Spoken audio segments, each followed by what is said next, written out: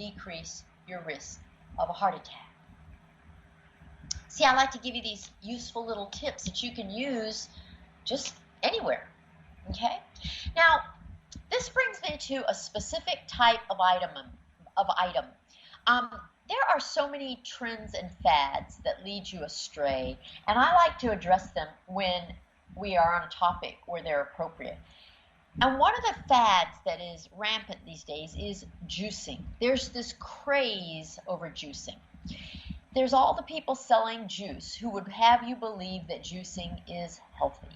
And they tell you that you get all the nutrients you need when you juice. And unfortunately, you probably believe them.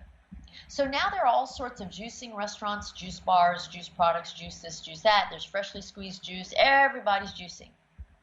Well, I'm sorry to have to break the news, but juicing destroys all the benefits of the original fruit or vegetable.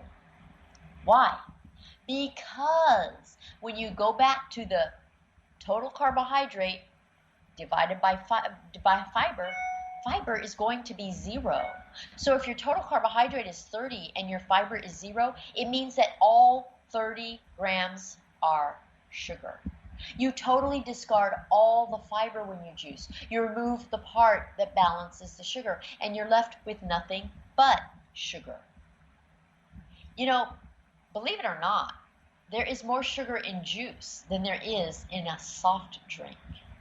100% fruit juice contains 1.8 grams of fructose per ounce. Soda pop contains 1.7 grams of fructose per ounce. And it doesn't matter if the fruit was organic or homegrown or all those things that everyone uses to justify why their fruit is different. Once you turn any fruit into juice, you have erased all the fiber and all the benefit.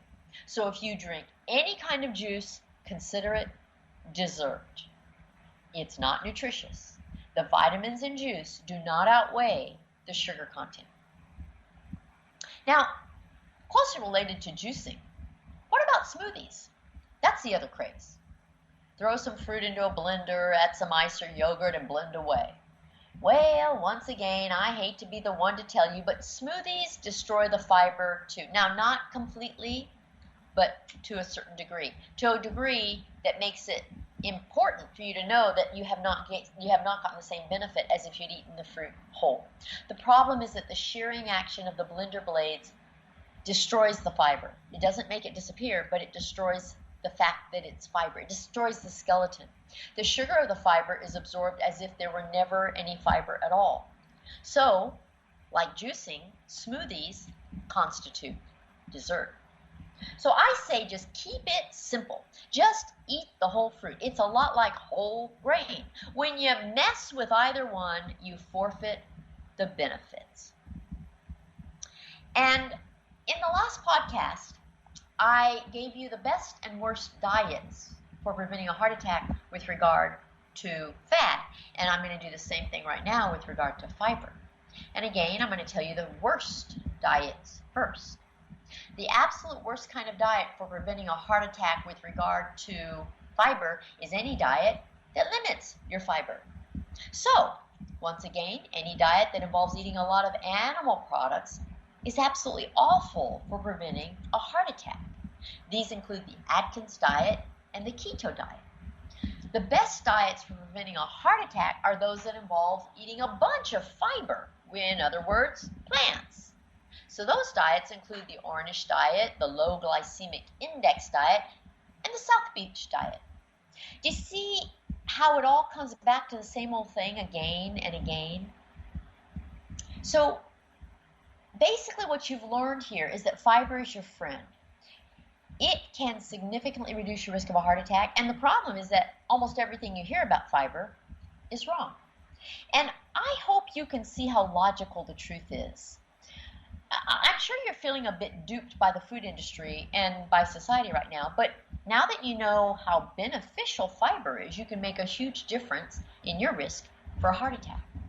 So here's a summary of the ways in which fiber lowers your risk of heart attack. It makes you feel full faster.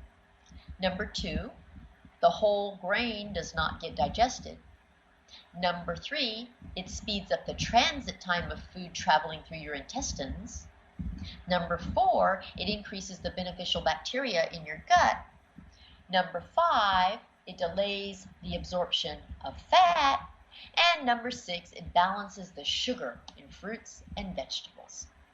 So do you see how with each of these podcasts, I just build one step at a time, and I teach you everything you need to know to really understand how to use this information. Are you seeing that I don't just say this is good for you and this is bad for you? Do you see how everything makes sense?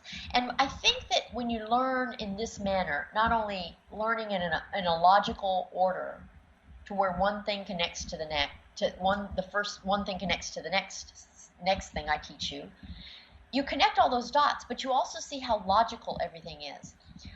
What I find problematic is we live in a day and age where people don't get an education. All they get is sound bites. You get a sound bite about this and a sound bite about that. You never stop to think about how logical anything is, and you never really connect the dots on various things, and you're left with very little or no knowledge, and many times, as in the case with juicing, you do everything wrong because you never learn why what you heard as a soundbite was totally illogical and will never serve your needs well. So I try to make sure everything makes perfect sense. I love finding ways to make sure things make sense. And once you learn the truth, you see that the truth always makes sense. I don't have an angle or a product or anything I'm pushing on you. I just want you to know the facts. What you do with them is entirely up to you. I just want you to have an adequate education so that you're not going to fall prey to fads and scams and things that are going on all around you all the time, and everybody else is doing them. And that makes you think, oh, well, gosh, maybe I should do it too. Well, I want you to understand the logic. And when you start seeing how a lot of what people are doing these days doesn't make any sense at all, it makes you decide to make better choices for yourself.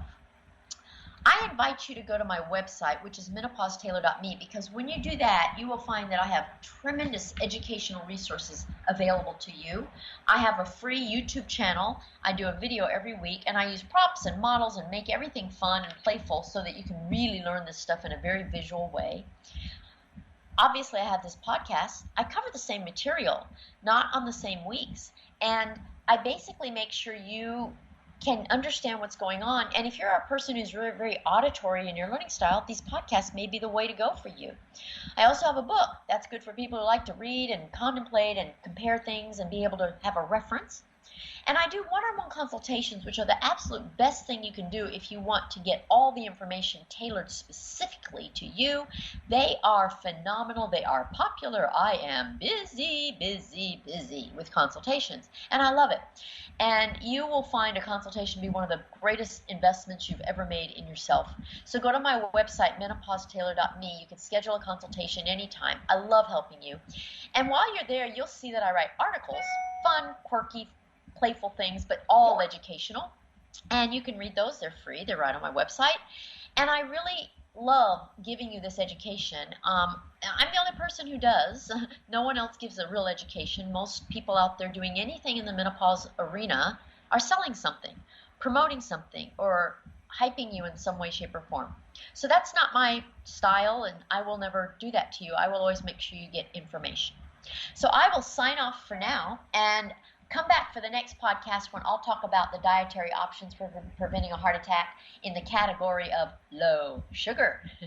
See you then. Bye.